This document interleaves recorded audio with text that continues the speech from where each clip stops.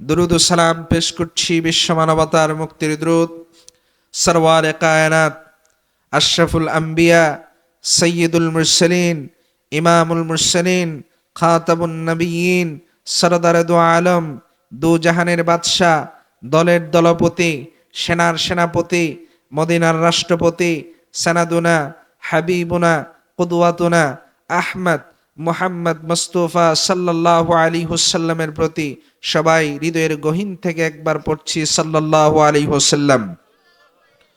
সম্মানিত ইসলাম প্রিয় তাওহীদি জনতা, আমি আপনাদের সামনে পবিত্র কোরআনুল কারীমের 61 নম্বর সূরা আস-সাফের 9 নম্বর আয়াতে কারীমা আপনাদের খেদমতে পেশ করেছি। রাসূল করিম সাল্লাল্লাহু আলাইহি ওয়াসাল্লামের অসংখ্য অগণিত মুখ নিঃসৃত বাণী হাদিস শরীফ থেকে ছোট্ট একখানা হাদিসে নববী আপনাদের খেদমতে পেশ করেছি।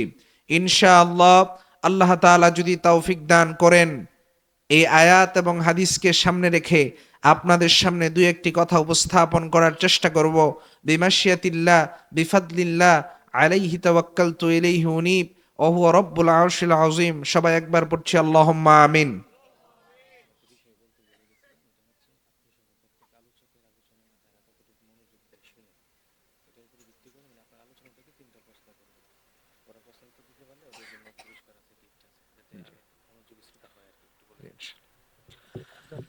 আপনারা আলোচনা মনোযোগ দিয়ে শুনতে রাজি আছেন তো ইনশাআল্লাহ?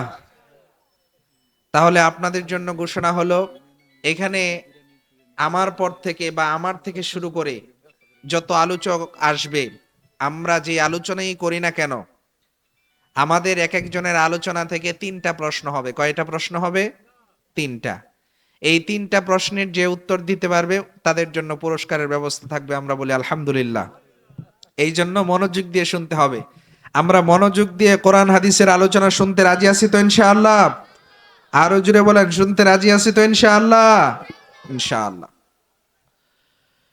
প্রিয় ভাইরা আমার, আল্লাহ রাব্বুল আলামিন পবিত্র কোরআনুল কারীমের 61 নম্বর সূরা আস-সাফের 9 নম্বর আয়াতে কারিমার ভিতরে আল্লাহ রাব্বুল আলামিন এই দুনিয়ার জমিনে বিশ্বনবী জনাবে মুহাম্মদুর রাসূলুল্লাহ সাল্লাল্লাহু আলাইহি ওয়াসাল্লামকে কেন প্রেরণ করেছেন? দুনিয়ার জমিনে রাসূল প্রেরণের উদ্দেশ্য কি? আল্লাহর রাসূলের জীবনের প্রধানতম কর্মসূচি কি ছিল? কি ছিল রাসূলের জীবনের মিশন আর ভিশন? এক কথায় রাসূল প্রেরণের উদ্দেশ্য সম্পর্কে আল্লাহ রাব্বুল আলামিন সূরা আস-সাফের 9 নম্বর আয়াতের মধ্যে আলোচনা করেছেন। আল্লাহ রাব্বুল আলামিন তার হাবিবকে দুনিয়াতে কেন পাঠালেন? রাসূল প্রেরণের উদ্দেশ্য কি? উম্মত হিসেবে আমাদের জানার দরকার আছে না নাই? আমার সাথে কথা বলতে হবে, আছে না নাই? কম না বেশি? জানতেই হবে। রাসূলকে কেন পাঠালেন আল্লাহ রাব্বুল আলামিন? রাসূলের জীবনের উদ্দেশ্য সম্পর্কে আমাদেরকে জানতেই হবে। এটা জানা আমাদের উপর ফরজ। কেননা রাসূলের জীবনের উদ্দেশ্য যা, উম্মত হিসেবে আমাদের জীবনের উদ্দেশ্য হবে তা। জুড়ে বলেন ঠিক কিনা? রাসূলের জীবনের লক্ষ্য যা, উম্মত হিসেবে আমাদের জীবনের লক্ষ্য হবে তা। এই জন্য রাসূলের জীবনের উদ্দেশ্য সম্পর্কে আমাদেরকে জানতেই হবে। এটা জানা আমাদের উপর ফরজ। জোরে বলেন ঠিক কিনা? হুয়াল্লাযী আরসালা রাসূলাহু বিল হুদা ওয়া দীনিল হক। আল্লাহ বলেন, তিনি সেই মহান সত্তা যিনি তার রাসূলকে দুনিয়াতে পাঠিয়েছেন। আল্লাহ রাসূলকে যিনি দুনিয়াতে পাঠিয়েছেন তিনি কে? আমাদেরকে যিনি দুনিয়াতে পাঠিয়েছেন তিনি কে? এই পৃথিবীতে যা কিছু আছে সব কিছু যিনি সৃষ্টি করেছেন তিনি কে? আল্লাহ। প্রিয় ভাইরা আমার, আল্লাহ রাব্বুল আলামিন পৃথিবীর সব কিছুর সৃষ্টিকর্তা। তিনি সব কিছুর মালিক। তিনি কোনো কিছুই অনর্থক অযথা সৃষ্টি করেন নাই। আল্লাহ রাব্বুল আলামিন কোরআনুল কারীমের ভিতরে বলে দিয়েছেন, রব্বানা মা খালাকতা হাযা বাতিলা আল্লাহর বাণী, আমার রব এই দুনিয়ার কোনো কিছুই অনর্থক অযথা সৃষ্টি করেন নাই। প্রত্যেক সৃষ্টির পিছনে উদ্দেশ্য আছে, রহস্য আছে। কোনো কিছুই অনর্থক বানান নাই। আমরা আশরাফুল মাখলুকাত, আমাদেরকে সৃষ্টির পিছনে উদ্দেশ্য আছে না নাই? অবশ্যই আছে। আল্লাহ রাব্বুল আলামিন বলেন, ওয়ামা খালাকতুল জিন্না ওয়াল ইনসা ইল্লা লিয়াবুদুন। জোরে বলি আল্লাহু আকবার। আল্লাহ রাব্বুল আলামিন বলেন, আমি মানুষকে সৃষ্টি করেছি শুধুমাত্র কেবলমাত্র আমি রাব্বুল আলামিনের ইবাদতের জন্য। ঠিক একই রকম ভাবে প্রত্যেক সৃষ্টির পিছনে উদ্দেশ্য আছে। উদ্দেশ্য ছাড়া কোনো জিনিস হতে পারে না। জোরে বলেন ঠিক কিনা? এই যে মাইক, এই মাইক সৃষ্টির উদ্দেশ্য আছে না নাই? উদ্দেশ্য হচ্ছে এই মাইক, আমি এখান থেকে কথা বলবো, অনেক দূর পর্যন্ত আমার আওয়াজ নিয়ে যাবে। জোরে বলেন ঠিক কিনা? সব কিছুর উদ্দেশ্য আছে, উদ্দেশ্য ছাড়া কোনো জিনিস হতে পারে না। আল্লাহ রাব্বুল আলামিন মানুষ সৃষ্টি করেছেন, মানুষ সৃষ্টির উদ্দেশ্য আছে। কোনো কিছুই উদ্দেশ্যবিহীন হতে পারে না। ছোট্ট পোকামাকড় যদি হয়, সেটা সৃষ্টির পিছনে উদ্দেশ্য আছে। আপনি প্রশ্ন করতে পারেন যে সমস্ত সৃষ্টির উদ্দেশ্য আছে, সৃষ্টির পিছনে মশা এটা শুধু মানুষকে কামড়ায়, এটা সৃষ্টির পিছনে আল্লাহর উদ্দেশ্য কি? এরকম প্রশ্ন থাকতে পারে না? মশা কি আমাদের কোনো উপকারে আসে? শুধু আমাদেরকে কামড়ায়, তাইলে আল্লাহ এটা বানাইলো কেন? এইটা সৃষ্টির পিছনে আল্লাহর কি উদ্দেশ্য, রবের কি উদ্দেশ্য? আমি আমার চিন্তা থেকে বলি, আমি শুধুমাত্র আমার চিন্তা থেকে বলতেছি। সেটা হচ্ছে মশা আমাদেরকে কামড়ায়, ঠিক কিনা? এখন মশার কামড় থেকে বাঁচার জন্য আমরা কি ব্যবহার করি? মশারি ব্যবহার করি, কয়েল ব্যবহার করি, করি কিনা? এখন বাংলাদেশে অসংখ্য কয়েল কোম্পানি আছে, অসংখ্য মশারি কোম্পানি আছে। ওই মশারি কোম্পানিতে অসংখ্য মানুষ তারা চাকরি করতেছে। ওই চাকরি করে তাদের জীবিকা অর্জন করতেছে, তাদের পেট চলতেছে, তাদের পরিবার চলতেছে। আল্লাহর আমার চিন্তা অনুযায়ী এটাও হতে পারে মশা সৃষ্টির উদ্দেশ্য। যেরকম সুবহানাল্লাহ। এটা শুধুমাত্র একটা উদাহরণ আপনাদেরকে বোঝাইতে চাইছি যে আল্লাহ কোনো কিছুই অনর্থক অযথা সৃষ্টি করেন নাই। বিশ্বনবীর মতো মহামানব, মহানবী, বিশ্বনবী জনাবে মুহাম্মদুর রাসূলুল্লাহ সাল্লাল্লাহু আলাইহি ওয়াসাল্লামকে আল্লাহ দুনিয়াতে পাঠিয়েছেন। ওনাকে পাঠানোর পিছনে একটা উদ্দেশ্য আছে না নাই? জোরে বলেন, আছে না নাই? ফিআলুল হাকিম লা ইয়াখলু আনিল হিকমা। আল্লাহ রাব্বুল আলামিন তিনি হচ্ছেন মহাবিজ্ঞানী। তার প্রত্যেকটা কাজের মধ্যে হিকমত রয়েছে। বিশ্বনবীর মতো একজন মহামানব আল্লাহ রাব্বুল আলামিন দুনিয়াতে পাঠালেন, যেই নবীর আগমনের সাথে সাথে আগেকার সব নবীর নবুয়ত গুলো স্থগিত হয়ে গিয়েছে। জোরে কোন সুবহানাল্লাহ। পৃথিবীর মাঝে তাওরাত আছে, কিন্তু তাওরাতের বিধান নাই। পৃথিবীর মাঝে ইনজিল আছে, ইনজিলের বিধানগুলো রহিত হয়ে গেছে।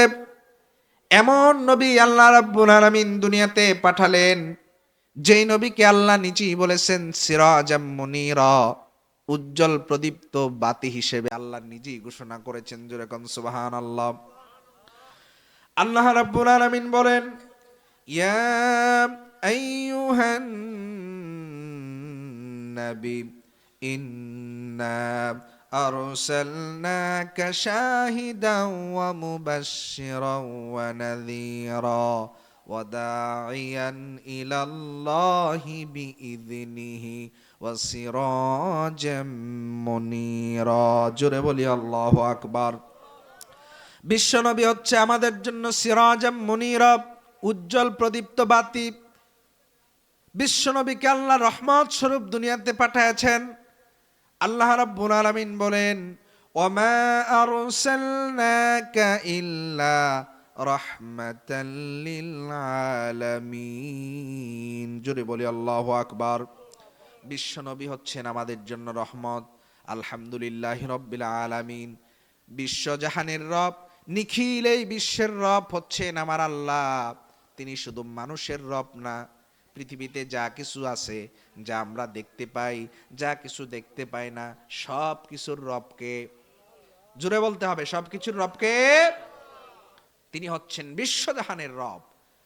আর বিশ্ব নবী, শুধুমাত্র তিনি মানুষের নবী নন, তিনি হচ্ছেন বিশ্ব নবী, তিনি হচ্ছেন রহমাতাল লিল আলামিন, বিশ্বজাহানের জন্য রহমত। জুড়ে কোন সুবহানাল্লাহ।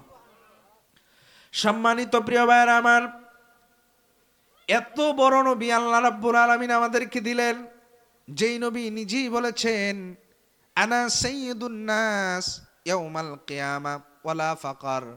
কিয়ামতের ওই কঠিন ময়দানে, যেদিন কেউ কাউকে চিনবে না, স্ত্রী তার সন্তান, স্ত্রী তার স্বামীকে চিনবে না, স্বামী তার স্ত্রীকে চিনবে না, সন্তান তার পিতাকে চিনবে না, পিতা তার সন্তানকে চিনবে না, ওই কঠিন কিয়ামতের ময়দানে আমি সমস্ত মানুষের নেতা হয়ে যাব। জোরে কোন সুবহানাল্লাহ।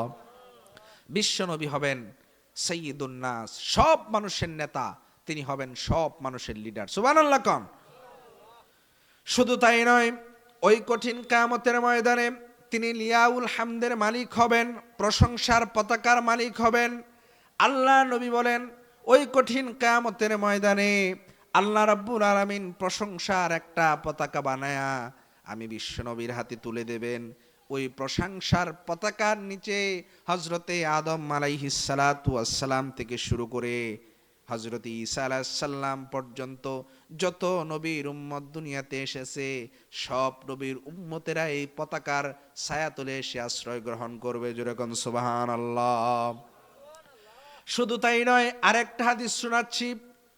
বিশ্বনবী জনাবে মুহাম্মদুর রাসূলুল্লাহ, ওনার এত মর্যাদা, আল্লাহ রাব্বুল আলামিন ওই কঠিন কিয়ামতের ময়দানে শুধুমাত্র একজনকে মাকামে মাহমুদ নামক মর্যাদা দেবেন। বিশ্বনবী বলেন, ওই কঠিন কিয়ামতের ময়দানে পৃথিবী লগ্ন থেকে শুরু করে আজ পর্যন্ত, আজ থেকে নিয়ে কিয়ামত পর্যন্ত যত মানুষ দুনিয়াতে এসেছে, যত মানুষ দুনিয়াতে আসবে, আল্লাহ তাআলা প্রত্যেকের সামনে একটা মাকামে মাহমুদ নামক চেয়ার বানাবেন। আল্লাহ নবী বলেন, ওই কঠিন কিয়ামতের ময়দানে সকল মানুষের সামনে আল্লাহ রাব্বুল আলামিন একজনকে ওই মাকামে মাহমুদ নামক চেয়ারে বসাবেন। তিনি আর কেউ নন, তিনি হচ্ছেন আমি নবী মুহাম্মদুর রাসূলুল্লাহ সাল্লাল্লাহু আলাইহি ওয়াসাল্লাম। জোরে কোন সুবহানাল্লাহ। বলতেছিলাম, আল্লাহ কোনো কাজ উদ্দেশ্য ছাড়া করেন না। বিশ্বনবীর মতো মহানবী, মহামানব আল্লাহ রাব্বুল আলামিন দুনিয়াতে প্রেরণ করেছেন, তাকে পাঠানোর পিছনে একটা উদ্দেশ্য আল্লাহর আছে না নাই? জোরে বলতে হবে, আছে না নাই? অবশ্যই তাকে পাঠানোর পিছনে একটা উদ্দেশ্য আছে। সেই উদ্দেশ্য কি আমাদের জানার দরকার আছে না নাই? জোরে বলেন, জানার দরকার আছে না নাই? শুধু জানার দরকার আছে, জানতে হবে, এটা আমাদের উপর ফরজ। জোরে বলেন ঠিক কিনা? বিশ্ব নবীর জীবনের লক্ষ্য আমাদের জানতে হবে, এটা আমাদের জন্য ফরজ। ফরজ এই কারণে, কেননা বিশ্ব নবীকে আমাদের মানতে হবে। বিশ্ব নবীকে মানা যেহেতু ফরজ, এই জন্য বিশ্ব নবীকে জানাও আমাদের জন্য ফরজ। জোরে বলেন ঠিক কিনা? বিশ্ববিখ্যাত একটা কায়দা আছে আরবিতে, সেই কায়দাটা হচ্ছে মুকদ্দামাতুল ফরদি ফরদুন, মুকদ্দামাতিল হারামি হারামুন। যেই কাজটা ফরজ হয় সেই কাজের ভূমিকাও হবে ফরজ। মুকদ্দামাতিল হারামি হারামুন, যেই কাজটা হারাম হয় তার ভূমিকাও হবে হারাম। উদাহরণ দিলে আপনারা বুঝতে পারবেন। নামাজ পড়া, আল্লাহ বলছেন আকিমুস সালাত, নামাজ প্রতিষ্ঠা করো। এখন দৈনিক 5 ওয়াক্ত নামাজ পড়া আমাদের উপর নফল না ফরজ? একটু জোরে সবাই কথা বলেন, নফল না ফরজ? কিন্তু অজু করা তো ফরজ না। অজু করা সুন্নাহ অথবা নফল অথবা মুস্তাহাব, এটা জায়গা অনুযায়ী। কিন্তু নামাজের জন্য অজু করা নফল না ফরজ? জোরে বলতে হবে, নামাজের জন্য অজু করা নফল না ফরজ? অজু ছাড়া কি নামাজ হবে? বলেন, কথা বলেন, অজু ছাড়া নামাজ হবে? হবে না। তাহলে নামাজের জন্য অজু করা ফরজ, কেননা নামাজের ভূমিকা হলো অজু, অজু ছাড়া নামাজ হয় না। এটাকেই বলা হয় মুকদ্দামাতিল ফরদি ফরদুন, যেই কাজটার ভূমিকা, যেই কাজটা ফরজ তার ভূমিকাও হবে ফরজ। নামাজ পড়া ফরজ, নামাজের ভূমিকা হলো পবিত্রতা, নামাজের ভূমিকা হলো অজু, এই জন্য অজু করাও আপনার উপর ফরজ। জোরে বলেন ঠিক কিনা? মুকদ্দামাতিল হারামি হারামুন, আল্লাহ রাব্বুল আলামিন বলেন লা তাকরাবুজ জিনা, তোমরা জিনার দ্বারে কাছেও যেও না। জিনা করাকে আল্লাহ রাব্বুল আলামিন হারাম করেছেন। এখন কোন যুবক যদি জিনার উদ্দেশ্যে কোনো নারীর সাথে মোবাইল ফোনে কথা বলে, তার ওই কথা বলাটাও হারাম। জোরে বলেন ঠিক কিনা? এটাকে বলা হয় মুকদ্দামাতুল হারামি হারামুন। তাহলে আল্লাহর রাসূলকে মানা, আল্লাহর রাসূলকে অনুসরণ করা, এটা উম্মতের জন্য ফরজ। এই জন্য আল্লাহ রাসূলকে মানতে হলে জানতে হবে। কি জানা ছাড়া কি রাসূলকে মানা যাবে? আমার সাথে একটু কথা বলেন, রাসূলকে না জানলে আপনি কি রাসূলকে মানতে পারবেন? পারবেন না। মানতে হলে জানতে হবে, জানতে হলে পড়তে হবে। এই জন্যই আল্লাহ বলেছেন ইকরা, পড়ো। কোরআনের প্রথম বাণী হচ্ছে ইকরা, পড়ো। তালাবুল ইলমি ফারিদাতুন আলা কুল্লি মুসলিম, প্রত্যেক মুসলমানের উপরে জ্ঞান অর্জন করা ফরজ। হাদিস। প্রিয় ভাইরা আমার, বিশ্ব নবীকে যেহেতু আমাদেরকে মানতে হবে, বিশ্ব নবীকে যেহেতু অনুসরণ করতে হবে, বিশ্ব নবীকে অনুসরণ করা যেহেতু প্রত্যেক উম্মতের জন্য ফরজ, এই জন্য বিশ্ব নবীকে জানাও উম্মতের জন্য ফরজ। জুড়ে বলেন ঠিক কিনা? এই জন্য বিশ্ব নবীকে জানতেই হবে। না জেনে কোনো কাজ করা ঠিক নয়। না জেনে যদি আপনি কোনো কাজ করেন, সেই কাজে ভুল হওয়ার সম্ভাবনা আছে। জুড়ে বলেন ঠিক কিনা? ড্রাইভার যারা গাড়ি চালায়, ড্রাইভার যদি ড্রাইভারি না শিখেই গাড়ি চালানো শুরু করে দেয়, তাহলে ওই ড্রাইভার গাড়ি নিয়ে খাদে যাওয়ার সম্ভাবনা আছে না নাই? কম না বেশি? এই জন্যই বর্তমান সরকার আইন করেছে, কোন ড্রাইভার যদি লাইসেন্সবিহীন গাড়ি চালায়, বর্তমান আইনে তার জরিমানা হলো 25,000 টাকা। কয় হাজার টাকা? 25,000 টাকা। লাইসেন্স মানে হচ্ছে আপনি যে গাড়ি চালাইতে পারেন, এটার একটা সার্টিফিকেট। সার্টিফিকেটের নাম হচ্ছে লাইসেন্স। সার্টিফিকেটের নাম কি? লাইসেন্স। লাইসেন্স ছাড়া যদি আপনি গাড়ি চালান আর পুলিশ যদি আপনাকে ধরে, বর্তমান আইনে জরিমানা কত? 25,000। সরকার এই আইন কেন করলো? সরকার জানে আপনি যদি গাড়ি না শিখে গাড়ি চালান, তাহলে গাড়ি চালাইতে গিয়ে রাস্তায় নিজে মরবেন, অন্য কেউ মারবেন। জোরে বলেন ঠিক কিনা? এই জন্য সরকার জরিমানা করেছে কয় হাজার টাকা? 25,000 টাকা। প্রিয় ভাইরা আমার, ডাক্তার যারা ডাক্তারি শিখে আগে না, ডাক্তারি করে আগে, যদি ডাক্তারি না শিখে ডাক্তারি করা শুরু করে দেয়, রোগী দেখা শুরু করে দেয়, তাহলে ওই ডাক্তারের হাতে রোগী মারা যাওয়ার সম্ভাবনা আছে না নাই? এই জন্য ডাক্তারি শিখতে হবে আগে, করতে হবে পরে। ড্রাইভারি শিখতে হবে আগে, গাড়ি চালাইতে হবে পরে। বিশ্ব নবীকে অনুসরণ করা উম্মতের জন্য ফরজ। বিশ্ব নবীকে অনুসরণ করতে হবে। অনুসরণ করার আগে জানতে হবে। না জানলে, অনুসরণ করলে ভুল হওয়ার সম্ভাবনা আছে না নাই? না জেনে অনুসরণ করলে ভুল হওয়ার সম্ভাবনা আছে না নাই? এই জন্য বিশ্ব নবীকে জানতে হবে। জানা প্রত্যেকের জন্য ফরজ, কেননা বিশ্ব নবীকে মানতে হবে। প্রিয় ভাইরা আমার, বিশ্ব নবীকে অনুসরণ করতে হবে জীবনের সব জায়গায়, জীবনের সমস্ত ক্ষেত্রে। কেননা বিশ্ব নবী আমাদের জন্য একমাত্র অনুসরণীয় এবং অনুকরণীয় আদর্শ। তিনি হচ্ছেন আমাদের জন্য মডেল, তিনি হচ্ছেন আমাদের জন্য উসওয়া। আমার কথা নয়, মনোযোগ দিয়ে শুনুন। আল্লাহ রাব্বুল আলামিন বলেন, লাকাদ কানা লাকুম ফি রাসূলিল্লাহি উসওয়াতুন হাসানাহ। জোরে বলি আল্লাহু আকবার। আল্লাহ রাব্বুল আলামিন বলেন, বিশ্ব নবীর জীবনের মধ্যে তোমাদের জন্য রয়েছে সর্বোত্তম আদর্শ। বিশ্বনবী হচ্ছেন আমাদের জন্য মডেল, বিশ্বনবী হচ্ছেন আমাদের জন্য আদর্শ, বিশ্বনবী হচ্ছেন আমাদের জন্য উসওয়া। লাকাদ কানা লাকুম ফি রাসূলিল্লাহি উসওয়াতুন হাসানা। বিশ্বনবী আমাদের জন্য মডেল, বিশ্বনবী আমাদের জন্য আদর্শ। কথা কার? জোরে বলেন কথা কার?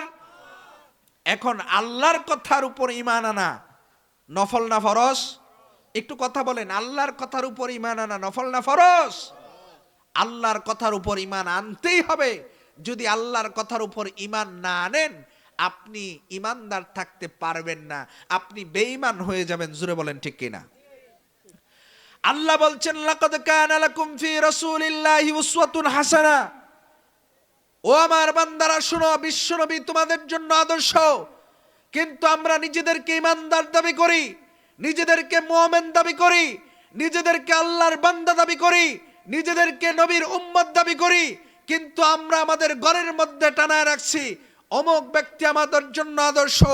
রাজপথে যখন আমরা নামি, আমরা স্লোগান দেই আমরা অমুকের আদর্শের সৈনিক। এইরকম মানুষ আমাদের সমাজে